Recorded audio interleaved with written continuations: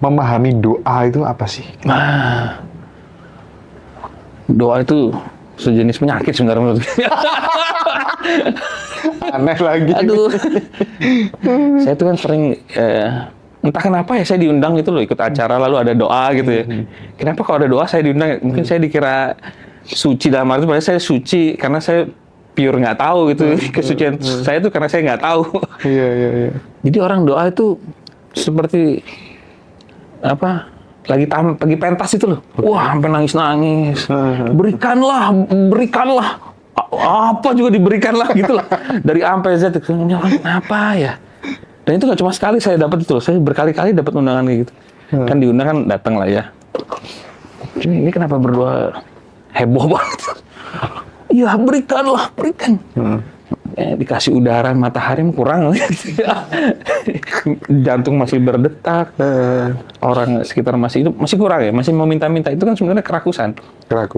Jadi kalau aku melihat tuh doa ada 3 level ya, yang bikin teori akhirnya. Doa pertama sejenis penyakit jiwa tadi ya, yang kerakusan, keserakahan. Iya, oke. Jadi dia seperti buta, lalu dia pingin, berikanlah aku kesehatan, umur panjang, rezeki, keluargaku sehat semua, wakil presiden segera tobat gitu kan, dan mengundurkan diri dari jabatannya gitu. Itu doa bukan sih? Ya pokoknya gitulah. Semua didoain. Nanti kalau sudah meninggal, itu juga dia. Kalau meninggal segera masuk ke tempat yang enak. Gini padahal mau makan doang. Makanya saya kalau acara keluarga tuh saya selalu diminta pimpin doa. Karena cepat. Pakai apa doanya? Pakai bahasa Indonesia. Terima kasih. Amin. Yuk, main. Tepuk tangan semua. Kayaknya udah jam 8 itu kan. Ayo kita berdoa ngumpul gitu ya. Terima kasih. Amin gitu. Ada tante yang udah siap memimpin doa. Maaf tante kalau nonton. Oh, dia tuh didoain dari tukang sayur di mana saya membeli sayur, petani yang menyediakan beras. Wah, istrinya petani. Nanti istrinya petani punya sepupu. Wah, kita udah. Kalau Reza aja, yuk. Terima kasih, yuk kan. Semua ketemu tangan kurang ajar nih anak emang. Jadi itu doa pertama tuh level paling rendah ya.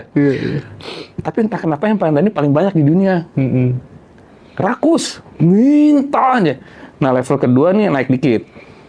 Dia sudah kalau pakai teori transformasi kesadaran itu dia sudah naik level gitu ya. Dia bersyukur. Dia nggak minta apa-apa lagi karena dia tahu nih udah berkelimpahan nih. Bumi masih berputar pada porosnya, matahari masih terbit, burung-burung masih ini. Jadi ya terima kasih. Pokoknya semua terima kasih. Itu udah bagus, itu menyenangkan sebenarnya. Itu udah, tapi tetap agak sakit juga gitu.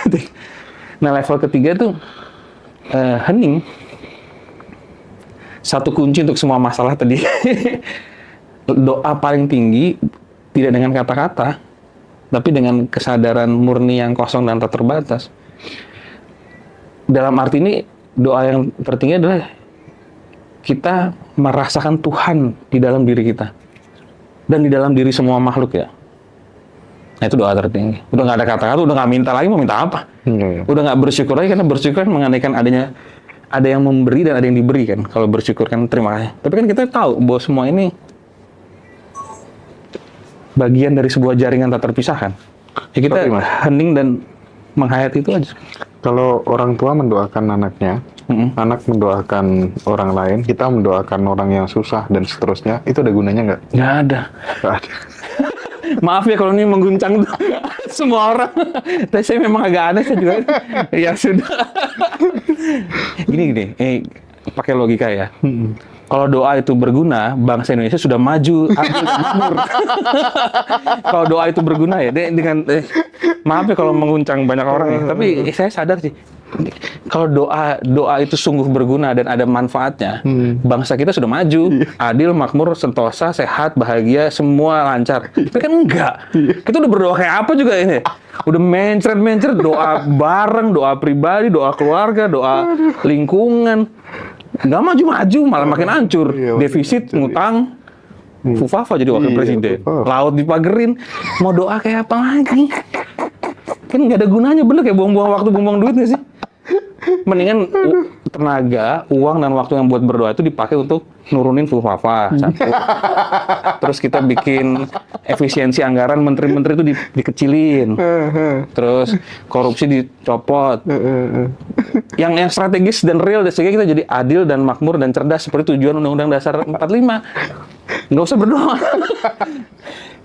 Bukan hanya Indonesia ya, dunia ini kan memang suka berdoa ya, di berbagai negara juga. Kalau negara-negara yang suka berdoa malah nggak maju. Iya, bener ya. Negara-negara yang rajin suka berdoa, rumah ibadahnya banyak tuh miskin dan terbelakang, perang mulu. Di antara mereka sendiri perang. Iya. Perempuan dan anak ditindas, kaum minoritas ditindas.